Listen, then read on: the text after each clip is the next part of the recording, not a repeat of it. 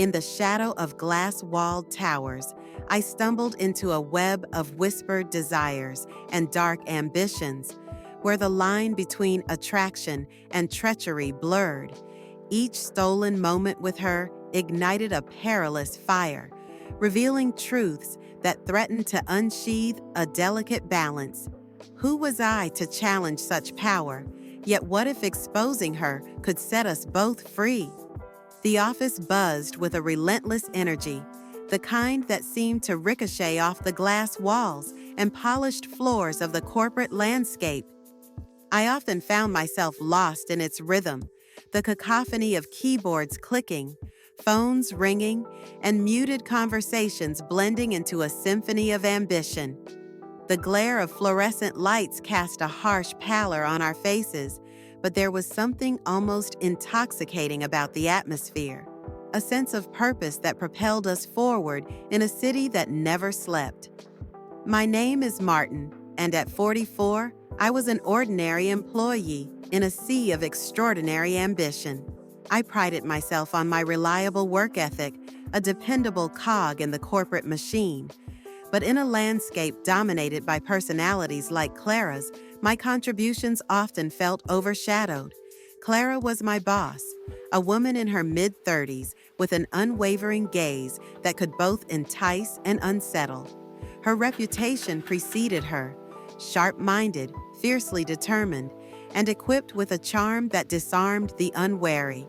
I had watched her navigate the treacherous waters of corporate politics with the poise of a tightrope walker, never losing her balance as she stepped upon lesser souls to ascend the ladder of success. Our office was situated on the 30th floor of a towering glass edifice overlooking the sprawling metropolis, where traffic twinkled the night away under the fading sun. I would often find solace in the view, allowing my mind to wander while I cataloged my dreams, bigger responsibilities, the thrill of innovation, perhaps even recognition. Yet every day, as I watched Clara command the room with her magnetic presence, I felt that ambition slipping further from my grasp, bound tighter by my insecurities. Yet the corporate battlefield could be strange. Casualties weren't always businesses or projects, but rather the fleeting connections we made, ones that hung in the cool air of the office like unresolved whispers. I had noticed recently how the tension coiled around Clara's every word, how it danced in the briefest of glances exchanged with colleagues. Ambition had a price, and I wondered if Clara alone bore the burden of that cost. The evening sun filtered through the glass, casting a warm glow across the conference room as we gathered for a weekly review. I shuffled in, clutching my notepad tightly, aware of the sharp contrast between me and Clara, who stood at the head of the table with an air of effortless authority. Her tailored suit clung to her like a second skin, reinforces the commanding presence that both captivated and intimidated. "Let's cut to the chase," she said, her voice firm yet enticing as the room fell into an uneasy stillness. "My last project presentation could have benefited from more input. I want to hear your thoughts." As she engaged in dialogue, my throat felt tight. Gathering film-like courage, I raised my hand, my voice wavering slightly. "Clara, I thought the proposal had merit, but perhaps if we slowed down the pace on the execution phase." Before I could finish, her emerald eyes locked onto mine, recognition and irritation flickering across her features. "You think so?" The question hung between us like an invitation, a challenge laced with curiosity. The air shifted, thickening with an electric tension as other colleagues shifted uncomfortably, breaking the moment. The lingering silence felt almost intimate, a charged exchange that ignited something deep within me, a peculiar blend of fear and exhilaration. I felt exposed, yet there was an unmistakable allure in our standoff, one I had never anticipated. After the meeting, Clara beckoned me into her office, her expression unreadable. Martin, she purred, closing the door behind me with a soft click that echoed in the quiet room. I appreciate your honesty. It takes guts. A vulnerable tingle raced up my spine. No longer just a subordinate. In that office, I felt seen, or perhaps scrutinized under her gaze. As she stepped closer, I could feel the warmth radiating off her skin, caught between admiration and apprehension. There was something about the way she held herself, the way she brushed her hair back nonchalantly from her face, that drew me closer, yet the walls I had built hard fought to hold steady. Do you ever wonder, she continued, shifting ever so slightly closer, our breaths mingling in the diminished space, what it takes to rise above? Her question hung in the air, weighty and alluring, and with it, I felt the walls around my heart begin to tread toward crumbling. Before I realized it, I was reaching for her hand, a hesitant brush that sent ripples of warmth coursing through me. The boldness surprised me, but the moment was electric. We both seemed to hold our breath, suspended in a tapestry of desire and uncertainty. Clara, I breathed, the sound barely more than a whisper. In that instant, the world outside faded, leaving only the beat of our hearts echoing in the silence. The connection felt real, tangible, like a promise fluttering on the precipice of temptation, and I leaned in, barely daring to hope for what the moment might bring. Our lips met in a hesitant kiss, warmth enveloping us, simmering with unspoken truths. But beyond the passion, the taste of her was a maddening reminder of the chasm that separated us. Ambition, power, and morally gray terrain lingered in the backdrop around us, quietly defining the delicate line we teetered upon. It was intoxicating, yet as I pulled away, the weight of reality crashed back, leaving me to confront the lurking shadows of her ambition. The brewing storm that had started with a simple suggestion, now gripping my chest with an anxiety I couldn't quite shake. The kiss felt like both an awakening and a curse, the beginning of a complicated dance that I both longed for and feared to continue. The fluorescent lights overhead hummed softly, casting sharp lines of white onto the polished floors of the office. The glass walls offered a panoramic view of the city beyond, a labyrinth of skyscrapers reflecting the golden hues of a late afternoon sun, each building a testament to ambition, much like the titan of our office herself, Clara. Her power was palpable. It radiated through her presence, even within the sprawling corporate landscape, which thrummed with chatter and the rustle of papers. The air shifted, laden with caffeine-scented excitement and a relentless pursuit of achievement, every inch of the office a battleground. From my desk, a modest spot ensconced in the far corner of our expansive open-plan layout, I often observed Clara, the way she glided through the space, exuding confidence and charisma. Her tailored outfits hugged her figure, accentuating her every movement. Today, wearing a crimson blouse that seemed to catch the light just so, I couldn't help but feel a stir of something deep within me, an unwelcome yet intoxicating mix of admiration and fear. She wielded her ambition like a sharp blade, slicing through the competition with deft precision. Yet beneath that steely surface, I had begun to sense cracks, moments of vulnerability that hinted at an all-consuming need for validation and control. The lunch break brought a steady stream of colleagues, their voices blending into a cacophony of distraction. But my focus remained trained on Clara as she held court at the front of the room. "Perception is everything," she declared, her voice low and commanding. "And if you want to climb this ladder, you must learn to manage it." I gathered my own lunch, trying to ignore the pang of unease that began to resurface in my stomach. There was an edge to her tone, an impatience that warned me that anyone hinting at failure would be met with her razor-sharp criticism. I sighed, feeling the dull weight of mediocrity settling on my shoulders.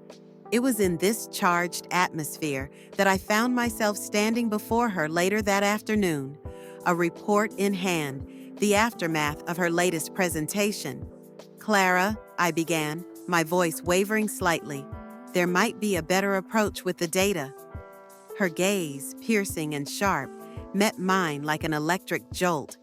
"What do you mean by that?" she snapped, though the flicker of curiosity in her eyes betrayed her irritation. I cleared my throat, the stakes suddenly feeling impossibly high, yet there was a spark there, between us. Something about this exchange felt poised on a precipice, teetering between dread and the tantalizing thrill of attraction. "I think the visual representation could be clearer. The metrics you used—" I felt boldness rise within me, spurred by the haze of her perfume, an intoxicating blend of jasmine and sandalwood. For a heartbeat, our eyes locked, and I could almost see the wheels churning in her mind, assessing the challenge I posed. "It's interesting you'd say that," she replied, a half smile creeping across her lips. "That was going to be my strategy, handling the details myself." There was a warmth beneath her facade, a flicker of playfulness which clouded my reasoning. I took a hesitant step forward. "Perhaps we could work together on this," I suggested, feeling reckless, the spark igniting in the air around us. The vulnerability in her stare became palpable, a subtle invitation beneath her steely demeanor. Her laughter, melodious yet edged with something dangerous, echoed in the air as she tilted her head slightly.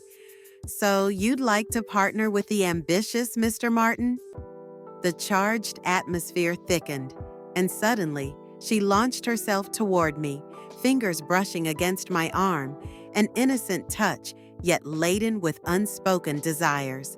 My heart raced, breaths quickening as I allowed the moment to linger, her eyes igniting a fire I had long suppressed.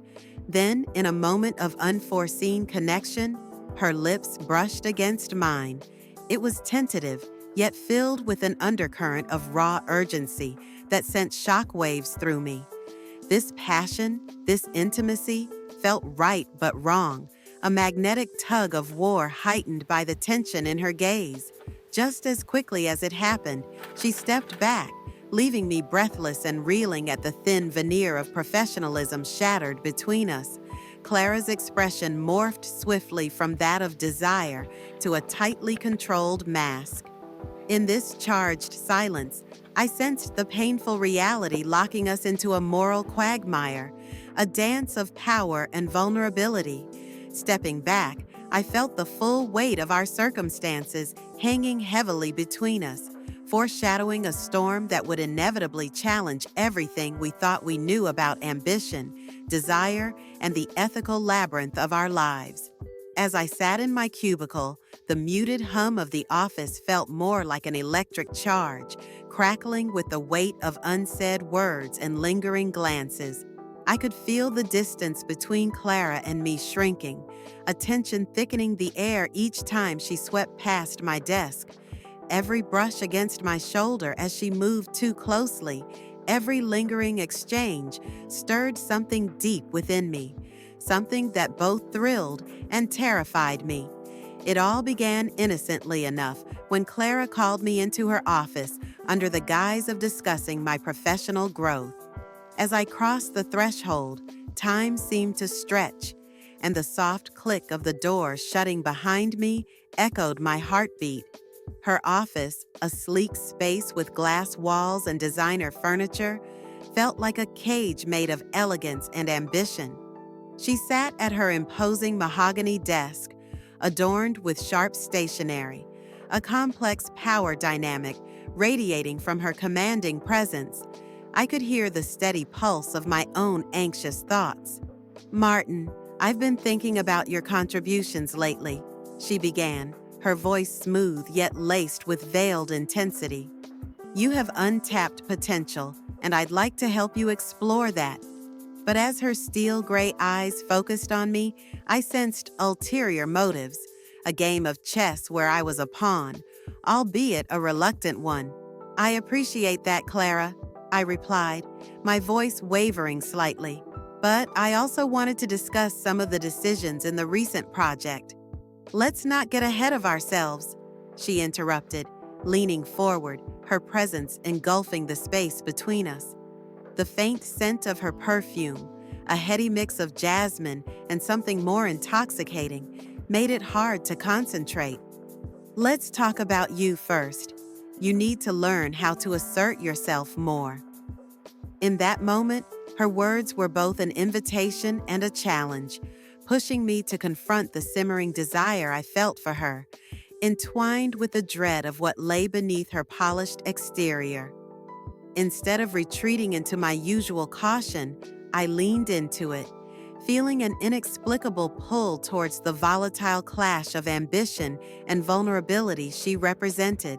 I believe that professional integrity is vital, Clara.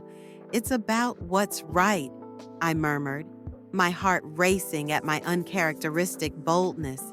She arched an eyebrow, a bemused smile playing at the corners of her lips, and there was a strange flicker of something in her gaze.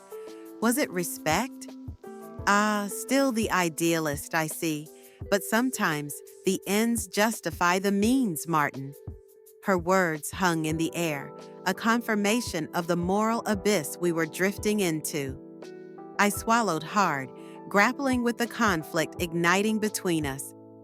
But at what cost? I challenged, and just then she moved closer, breaking the invisible barrier. The space felt electric as her fingertips brushed against my wrist, sending shivers up my arm. I felt my resolve falter. Sometimes you must be willing to risk your comfort for success, to be more than just a cog in the wheel, she said, her breath warm against my cheek, her gaze flickering down to my lips. The world outside her office blurred into insignificance.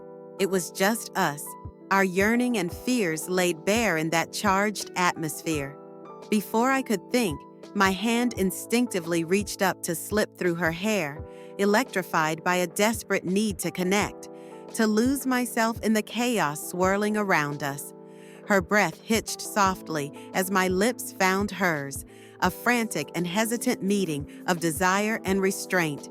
Time suspended as we kissed, a collision of passion and ethical turmoil. Her hands found their way to my waist, anchoring me against her, and the kiss transformed from hesitation to fervor, igniting pent-up longing. It felt like both betrayal and liberation, every touch speaking a language of its own, a shared understanding of our conflicting desires clashing with what was right. But even as the kiss deepened, creeping tendrils of guilt entwined with the thrill, I could feel the weight of that decision surging within me, the rising awareness of what I was about to sacrifice, the integrity of our office, the well-being of my colleagues, and clarity of my own heart. I pulled back, breathless, tasting both the sweetness of our connection and the bitterness of the truth looming behind it. Clara, we can't, I started, my voice low and thick with emotion, but she silenced me with a finger pressed to my lips, her eyes flashing with sudden vulnerability. Don't say it, Martin. You have no idea how lonely it is at the top. I'm not just ruthless, I'm fighting a battle that no one sees, she implored, her voice tinged with desperation. I want you to understand my world. But understanding her world felt like stepping into a minefield, and all I could see was the widening chasm of ethical dilemmas beneath my feet. The thrill I felt in those stolen moments became intertwined with the realization of my moral obligation. As I composed myself, the weight of my growing resolve crystallized. I had to confront her manipulations, the ways in which she wielded her power ruthlessly over our colleagues, treading the line of infidelity far too closely.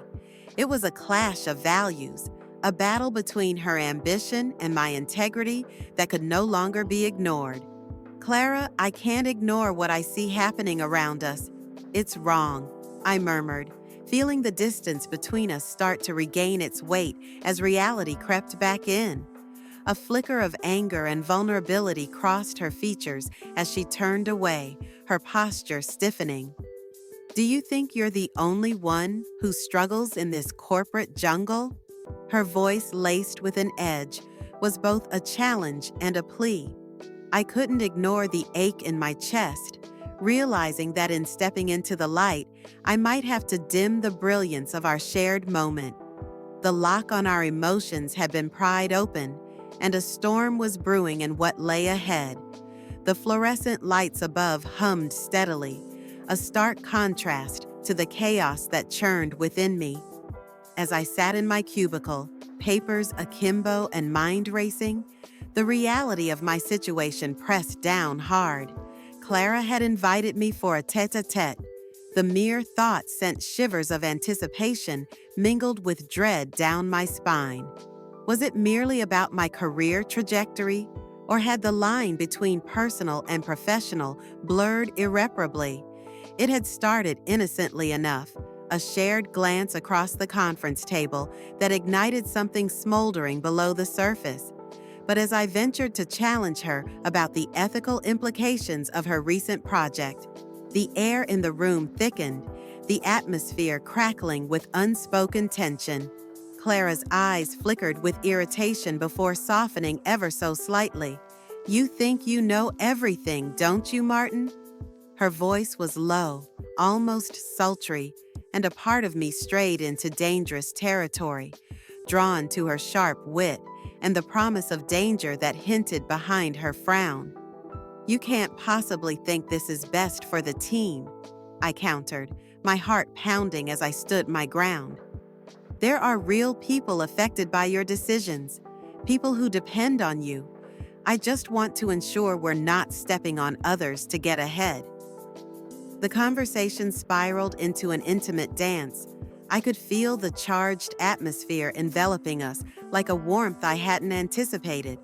Her laughter, tinged with a challenge, rippled through the tension, prompting me to lean closer.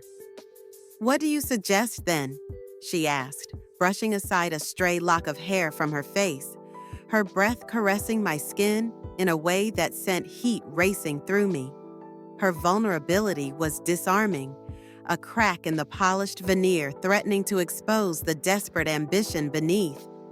Something in me yearned for resolution, a cathartic release from this standoff where my heart conflicted with my values. "I fear you're building this empire of yours on quicksand," I murmured, hesitantly reaching out to touch the cobalt fabric of her jacket. She caught my gaze, a flicker of surprise tempered by desire, and for an electric moment, the office noise faded away.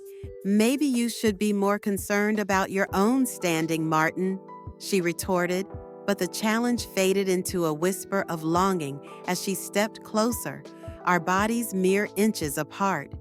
Our shared heat was intoxicating, igniting something in the depths of our locked gazes. "You don't know me," she added, though the tremor in her voice told a different story. "I want to," I replied, emboldened, blurring the lines between employer and employee. With an impulsive movement, I brushed my fingers against her cheek. She inhaled sharply, her eyes widening, reflecting a mixture of surprise and a recognition of the thrill teetering on the brink of reckless. This was insanity, yet fear and exhilaration coalesced in a heady rush as I leaned in closer. Our lips barely touched, an electrifying brush that left us suspended in that moment, captivated by the forbidden energy swirling around us. It was as if the world around us had evaporated, leaving just the two of us, entwined in our respective desires and frailties. But then, as quickly as it began, Clara pulled back. Her expression hardened, the veneer of control slipping back into place like a mask. "You shouldn't," she whispered, but her voice was jagged, hinting at the tumult roiling beneath her composed exterior. Yet there was an unmistakable tilt in her posture, a surrender to the moment that spoke volumes. Why not? I asked, perhaps too recklessly, sensing that I had pushed against the walls she had built around herself. Because you're afraid of what it would mean? Her defenses were rising, blending anger with something softer, an unvoiced yearning that tugged at me to fight for this connection, even in this tangled mess. Afraid? She echoed, her voice low. Dangerous? I'm not afraid. It's more complicated than you think.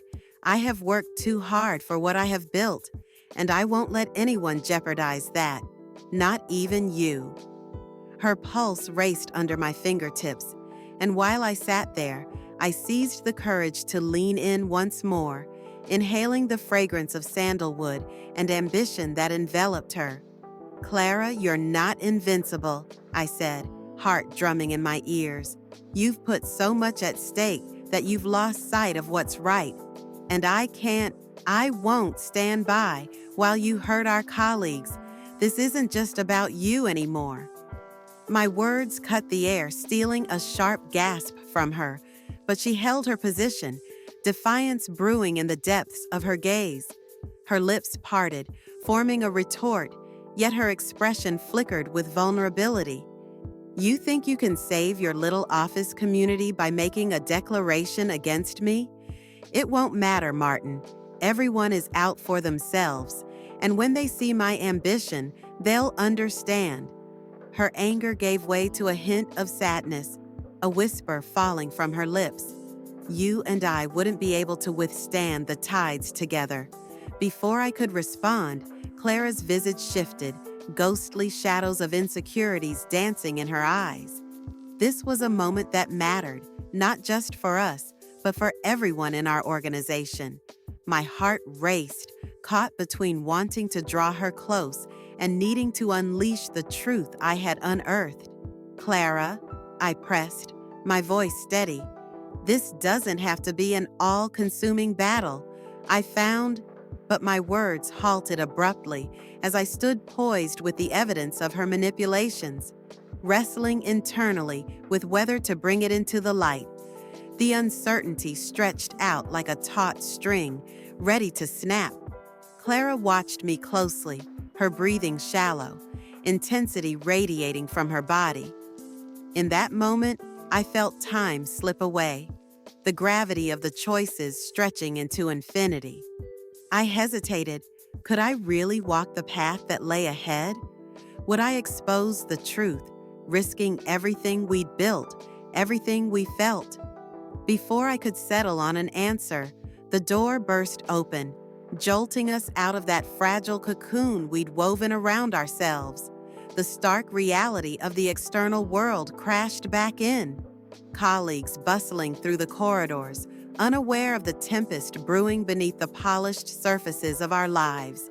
A storm was brewing, and I realized we were both on the brink, the walls of our carefully crafted facades threatening to collapse at any given moment. Martin, a colleague called out, and it pulled me back to where I was. Clara stepped away from me, an almost imperceptible shift, but it felt monumental. Are you ready for the meeting? She asked, her tone clipped, mask securely back in place. I nodded, but even then the questions loomed heavy between us, festering like a wound. With the truth of her actions hanging overhead, I could feel the weight of the impending confrontation settling upon us like a dark cloud. As the door swung shut behind them, an open question lingered heavy in the air. Would I rekindle the flame of the personal connection or ignite the fire of conflict that would engulf us both? It was only a matter of time before the threads of passion, ambition, and morality would intertwine, leading us to an inevitable climax that neither of us could escape. The ballroom was grand but charged with tension, sparkling chandeliers above casting a sharp light over the gathering. Corporate chatter buzzed around me, my colleagues mingling, glancing sideways at Clara as she held court. She looked radiant, clad in a fitted emerald dress that shimmered with every movement, her long hair cascading over her shoulders like a dark waterfall. From my vantage point, she was both captivating and formidable, the embodiment of the ambitions that kept this office alive. As I approached, a knot of dread twisted in my stomach. This evening wasn't simply about drinks and pleasantries. It was the moment that would irrevocably alter my career, perhaps even my life. Clara had cornered me just before this gathering, her voice a sultry whisper that danced dangerously close to my ear. We had shared a kiss in her office not long ago, passion mixing with heated arguments and vulnerability. I could still feel the warmth lingering on my lips, the electric pull that sent tremors down my spine each time I thought of her. But now clarity came with conviction. I was unearthing truths that needed to be revealed. "Martin," Clara's voice cut through the crowd as she spotted me, her smile a mix of genuine affection and ill-concealed dominance. "I was just telling everyone how you've helped keep the ship afloat around here." Her eyes glinted with something sharper, a challenge hidden behind her sweet facade.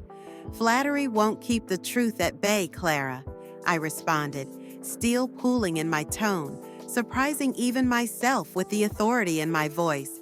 "You can't sweep this under the rug forever." The murmurs from nearby colleagues turned into an uncomfortable chorus, their ears pricking up at the exchange. Clara stepped closer, now in my personal space, her proximity a sensual reminder of all we had shared. Whispers in the dark, hurried touches in the break room, heated kisses that had blurred our roles. "You know," she began, her breath warm against my skin, "the way you expose my decisions could ruin us both, Martin." "Your decisions are the problem," I shot back, my heart racing with each revelation I was aching to voice. The company was at stake, welfare was hanging in a delicate balance, and all of it culminated in her ruthless ambition. "People are suffering because of what you've done." For a moment, a flicker of vulnerability crossed her features, her composure fracturing. In the barrage of her strong exterior, I caught a glimpse of the insecurity that drove her, a fear of inadequacy masked by her ambition. "You think you understand me, don't you?" Her voice trembled slightly, a stark contrast to her usual resolve.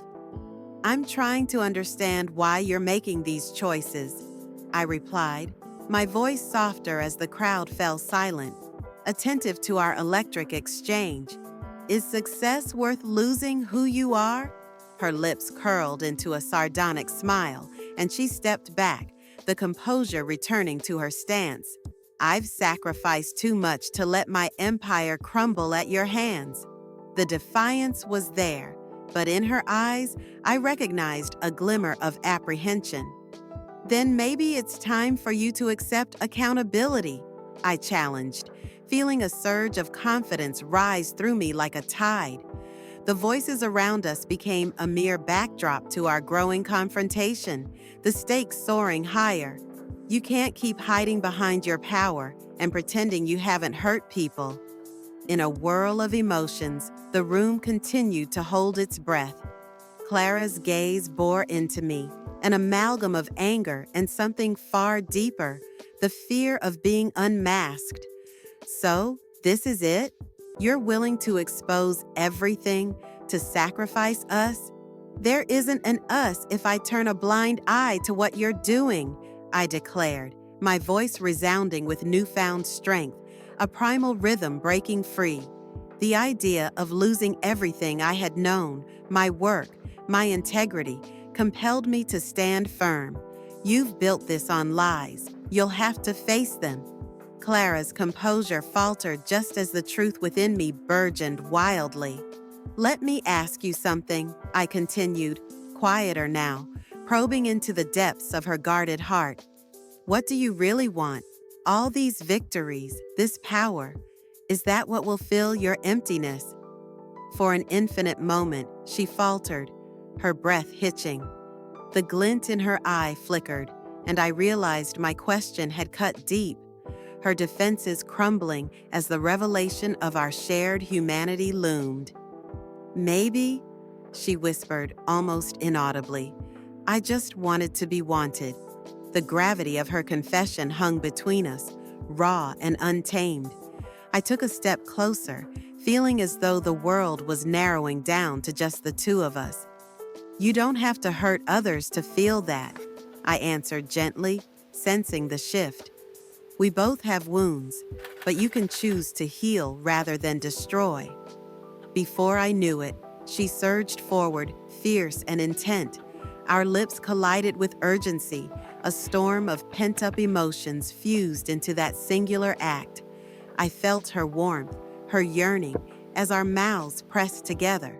It tasted of desperation, of passion, and of earth-shattering realization. My hands moved of their own accord, threading through her hair, pulling her closer, the boundaries of professionalism spiraling into a passionate blur. As we broke our kiss, breaths mingling, I returned to the matter at hand, resolute. "Clara, let's reshape this while you still have a chance. Exposing the truth doesn't have to mean losing yourself. It could be the first step toward your redemption." In the chaos around us, inspired by her shattered facade, I knew there was no turning back. The room awaited our next move, and as I raked my gaze over my colleagues' expectant faces, the weight of my resolve fell firmly onto my shoulders. This moment, filled with tension and incendiary conflict, transformed everything. Clara would need to confront her actions, either embracing honesty or facing the inevitable collapse. The turning point had arrived, and we were irrevocably changed. My heart pounding with the prospect of who we could become if we dared to face the truth together, amid the ruins of ambition and desire. The office pulsated with a post-revelation tension, a palpable charge that draped itself over every interaction. Clara's reign, once marked by ruthless ambition, now hung in the balance, her radiant facade cracking as she faced the undeniable consequences of her actions. It was a bittersweet symphony of triumph and loss.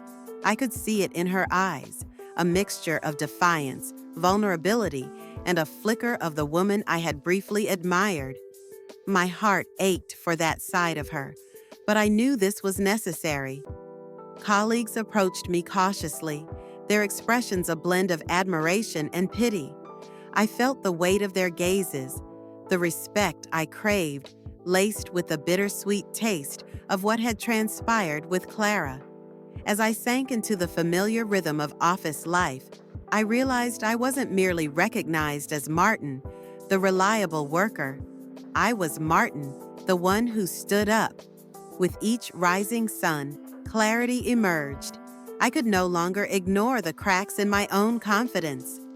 One afternoon, as I stared through the glass walls of the office that encased what used to feel like a vibrant workspace, I was startled by a soft, familiar voice. "Can we talk?"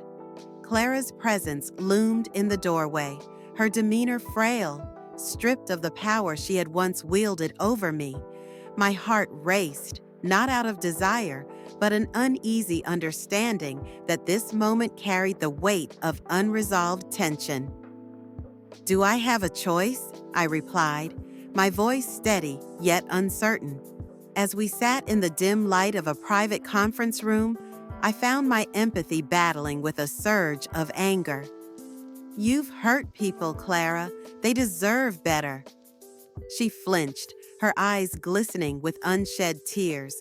I thought I was doing what was necessary. I wanted more than what I'd been given. Her gaze dropped, vulnerable and raw. "Ambition doesn't justify manipulation," I countered, trying to keep the conversation on my terms. But within that charged space, as I absorbed her confession, I began to view Clara not just as my boss, but as a flawed human being navigating her own storms. A distant part of me yearned to reach across the table and comfort her, our past intertwining the shadows of intimacy with the reality of betrayal.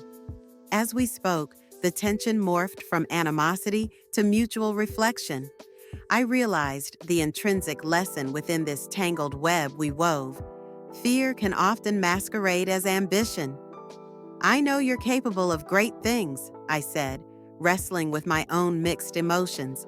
But without empathy, you risk losing everything you've built. The silence that followed was palpable, thick with realization. Clara nodded slightly, her sigh a soft symphony of understanding. I've lost much already. In the weeks that followed, Clara resigned, her departure echoing through the office like the fading notes of a once loud melody. While I had gained respect, I also lost the intimate connection we shared, a revelation that left me melancholic yet resolute. As I moved forward, I took with me the lessons of personal growth. Standing against powerful forces often required confronting my own vulnerabilities and misconceptions about ambition. I breathed in the new energy of the office, embracing the light of fresh beginnings while acknowledging that the past sculpted who I was becoming. I stepped out of the shadows of my previous self, ready to embrace the complexities of human connection without surrendering my own integrity.